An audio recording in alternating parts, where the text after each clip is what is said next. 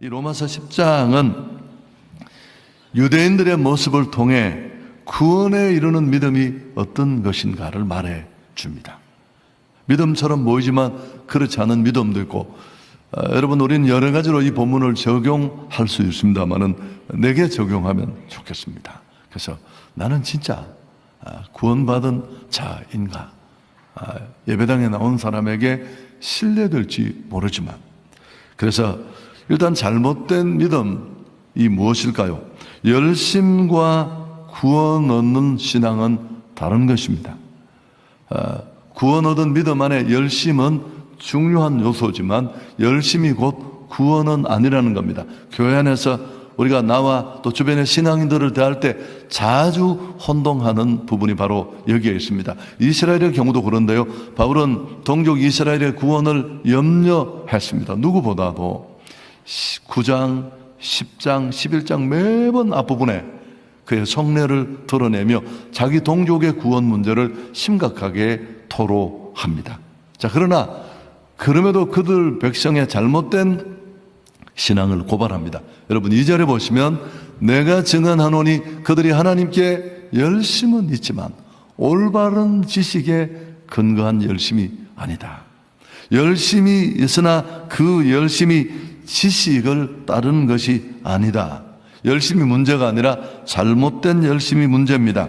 여러분, 열심이 없으면 하나님을 섬길 수 없고, 로마서 이제 12장으로 넘어가면 사실 1장부터 8장까지는 신앙적인 내용, 어떻게 우리가 값없이 공짜로 구원을 받고 은혜의 사람이 되었는가를 말하고, 12장부터는 그런 은혜, 그런 구원의 은총을 값없이 받은 우리는 그런 공짜의 은혜를 받은 자로서 어떻게 살아야 될 것인가 라를 그러므로 라는 접속사로 받으면서 바로 가면 부지런하여 게으르지 말고 열심을 품고 주를 섬기라. 이런 큰 은혜 받고 가슴 속에 성령을 품은 자는 당연히 열심을 품고 살아야 한다. 이거는 구원에, 제대로 된 구원 안에는 꼭 필요한 요소입니다. 디도서에도 우리를 구속한 이유를 설명하면서 2장 14절 하반부에 선한 일을 열심히 하는 자기 백성이 되게 하려 한다. 여러분, 이건 그렇게 너무 당연한 모습입니다. 차든지 덥든지 미지근하여 구원을 받았다고 하는지 받았는지 안 받았는지 정말 안에 속에 성령이 있는지를 근심하는 사람 별로 하나님은 좋아하시지 않으시죠. 여러분, 특히 신앙에서 이스라엘의 열심은 대단했습니다. 일주일에 2번 금식하고 하루 3번 시간을 정해 기도하고 박하와 회향과 근채, 밭에 나는 채소까지 10뿌리를 뽑으면 한 뿌리를 하나님 앞에 11조로 드릴 만큼 그들은 철저하고 열심이었습니다. 그러나 이 열심이 문제는 지식을 쫓은 것이 아니라는 겁니다. 여러분, 속도보다 중요한 건 방향입니다. 방향. 근데 잘못된 방향은 열심이 없는 게 나아요. 강도가 너무 열심히 했으면 어떻게 돼요? 더 많은 사람이 고통을 받을 것입니다. 여러분, 신천지의 열심, 우린 주 1회도 모이기 헉헉거려서 예배 빼먹기가 참 쉬운데 그들은 일주일에 3번을 모이고 한 번 모일 때마다 최소한 서너 시간 성경을 연구하고 읽습니다. 물론 잘못된 것이지만 바울이 오늘 이런 얘기를 하는 건 이미 과거 자신도 유대교를 신봉할 때 눈이 가리워져 있을 때 그가 얼마나 열심히 충만했습니까? 예수 믿는 사람들을 잡아 족치고 멀리 원정까지 마다하지 않던 그의 잘못된 열심을 그는 염두에 두고 있었을 것입니다. 여러분, 오늘도 그렇습니다. 교회 안의 문제는 대부분 새가족이 아니라 헌가족들이 일으킵니다. 그 헌가족도 가끔씩 교회 보이는 헌가족은 별로 문제가 되지 않아요. 자기 나름대로 새벽기도 칼같이 나오고 뭐 이런 교회가 필요한 요소들을 빠짐없이 한다는 사람들이 그 열심이, 그 헌신이 말씀에 근거한 헌신이 아닐 때 이건 언제나 교회를 부서뜨리고 십자가를 그르치는 장애물이 됩니다. 여러분, 3절에 이제 보충 설명을 하는데 죄 지은 자를 향한 하나님의 계획이 무엇인지를 말해 줍니다. 3절에 보시면 하나님의 의를 모르고 자기 의를 세우려고 힘써 하나님의 의에 복종하지 아니한다. 율법으로 말미암는 의와 믿음으로 말미암는 의가 있습니다. 우리 죄를 가리고 죄를 해결하는 해법으로. 근데 성경은 예수 그리스도를 통한 예수 그리스도의 의를 통한 구원의 완성을 말씀하잖아요. 로마서 앞부분이 계속 그 얘기의 반복이었습니다. 근데 바울은 이스라엘의 열심이 왜 잘못된 열심이라고 말하느냐 하면 그들은 이런 예수 그리스도를 통한 의가 아니고 율법을 지킴으로 말미암는 의에 흠뻑 젖어 있었습니다. 그들의 무지한 상태를 이렇게 표현한 겁니다. 하나님의 의를 모르고 있었다. 바울은 그들의 이 무지한 상태를 두 개의 부정문으로 상세하게 말합니다. 이스라엘은 하나님의 의를 모르고 있었고 하나님의 의를 복종치 않았다.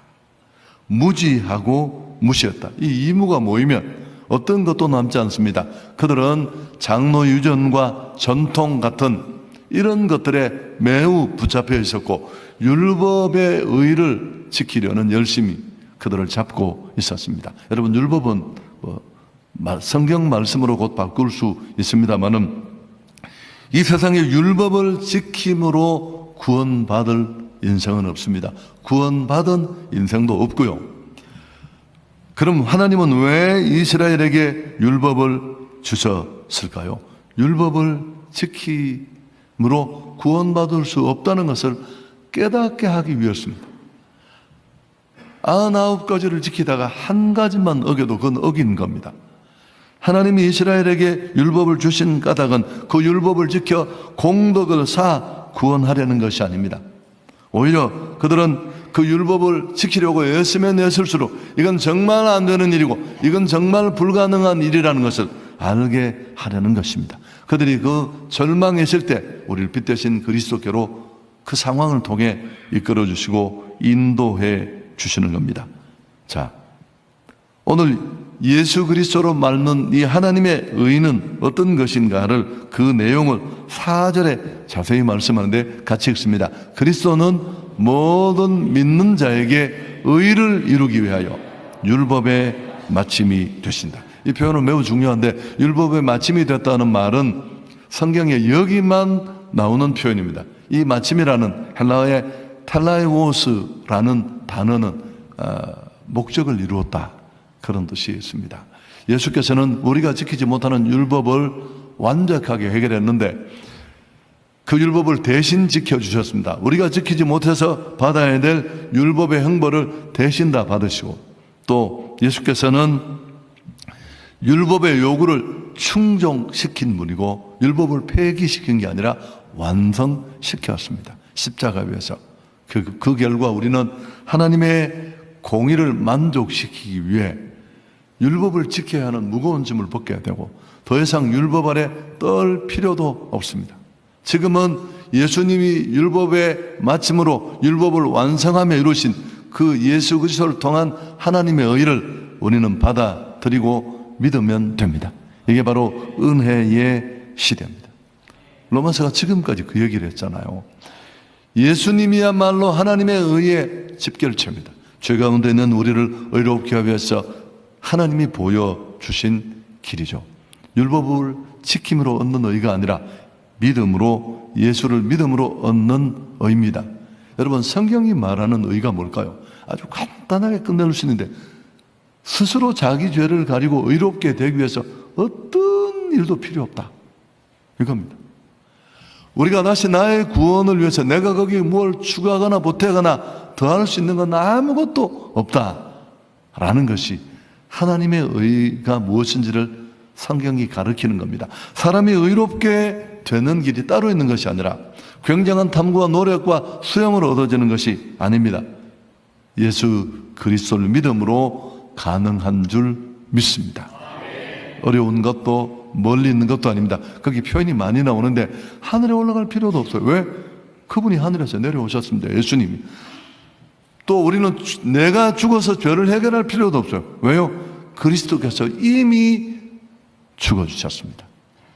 그리고 그 의는 하나님이 주신 겁니다. 자, 6절에 그 내용이 담겨 있는데 한때 읽습니다. 믿음으로 말미암는 의인은 이같이 말하되 내 마음에 누가 하늘에 올라가겠느냐 하지 말라 하니 올라가겠느냐 하면 그리스도를 모셔 내리려는 것이다.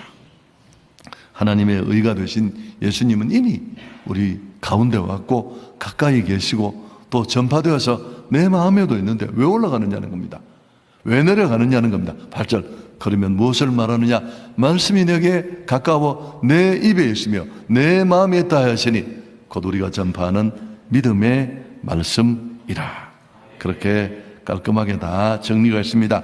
하나님의 의는 길은 믿음으로 받아들이면 됩니다. 공짜로 주는 거니까 선물은 그냥 받으면 됩니다.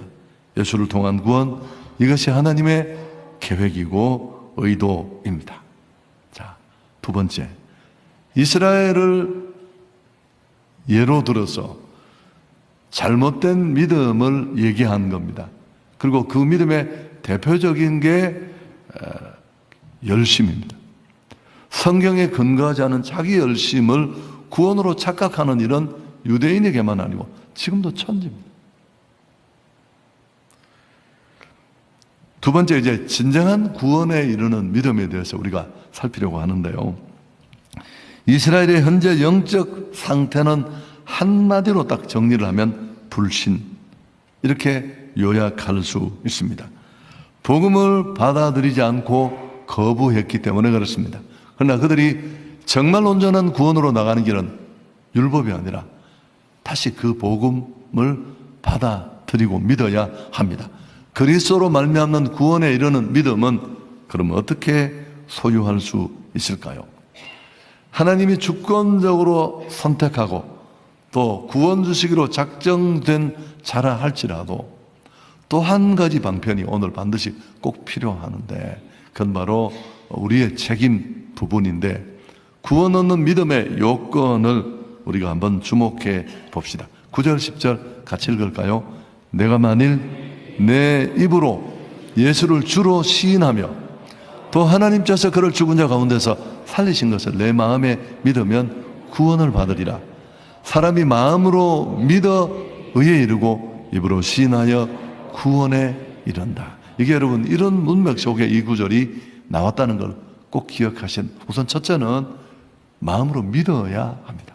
자, 그런데 이런 마음으로 믿는 이런 신앙이 되려면 반드시 또 하나 뭐가 필요합니까? 누군가가 전해야 합니다.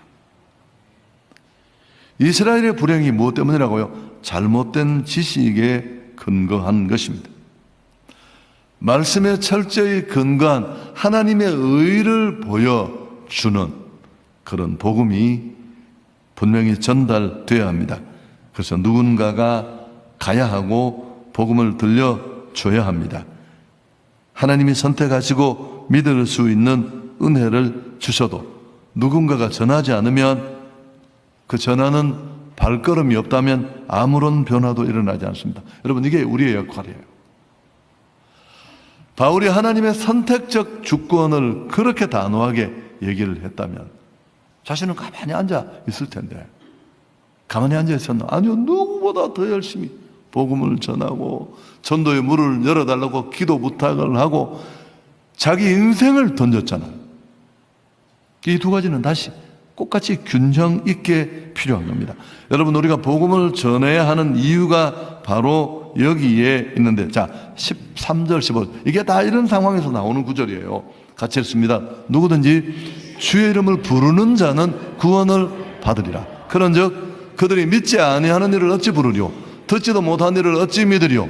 전파하는 자가 없이 어찌 들으리요? 보내심을 받지 아니하였으면 어찌 전파리요? 기록된 바 아름답도다. 좋은 소식을 전하는 자들의 발이여 함과 같으니라. 아무리 하나님이 선택하고 작정해도 복음 전도가 필수 불가결하다는 것을 보여주는데, 이게 정말 꼭 필요하다는 것을 보여주기 위해서 네 가지 질문을 던집니다. 첫째, 죄인을 구원하기 위해서는 주의 이름을 불러야 한다. 13절에 우리가 읽었습니다. 둘째, 듣지도 못한 일을 어떻게 믿겠느냐. 14절 중반절에. 세 번째, 14절 하반절, 전파하는 이가 없는데 어찌 듣겠느냐. 네 번째, 15절 상반절에, 보내심을 받지 않았는데 어찌 전파하겠느냐. 죄인이 구원을 받는 정확한 구원의 길로 가려면 예수 그리스도의 이름을 불러야 할 줄 믿습니다. 부르려면 들어야 돼요. 그분이 우리의 죄를 사해 주신 하나님의 의를 이루는 유일한 길이라는 것. 근데 그러려면 전파하는 자가 있어야 돼요. 그러려면 누군가가 보내심을 받고 가야 할 줄 믿습니다. 자, 15절 기록된 바 아름답도다 좋은 소식을 전하는 자들의 발이여 함과 같다. 여러분, 가장 아름다운 교회, 가장 아름다운 교회는 어떤 교회일까요? 와, 500억을 들여 지은 교회가 있는데 대단하던데요. 여러분, 아름다운 교회 아닙니다. 건물 이야기잖아요. 그건 예배당 얘기예요. 교회는 성도인 줄 믿습니다. 모인 성도의 무리가 교회인데, 교회의 가장 아름다운 교회는 어떤 교회입니까? 바로 이 하나님이 완벽하게 이루신 구원, 그 주권적 선택을 이루게 하는 십자가의 복음을, 내 안에 있는 그 뜨거운 예수의 복음을 전하는 것. 바울은 오늘 6개의 동사를 사용했습니다. 이 단계를 표현하기 위해서. 온전한 구원이 이루어지는데, 하나님의 주권적 선택이 제대로 구원으로 연결되는 데 필요한 이 4단계를 설명하기 위해서 6개의 동사를 사용했는데, 제가 다시 한번 그 농중의 핵심을 드러낸다면 이렇습니다. 그리스도가 사자를 보내고, 전도자를 보내고, 전도자들이 전파하고, 사람들은 듣고, 듣는 사람들은 믿고, 믿는 사람들이 부른다. 요 구조 하나도 곁들여지면 안 돼요. 그리고 부르는 사람마다 구원을 받게 될 줄 믿습니다. 이 6가지 단계의 각 진술은 다음 진술에 필수적이에요. 안 가면 말할 사람 없고, 말 안 하면 들을 사람 없고, 들었지 못하면 외칠 수 없고.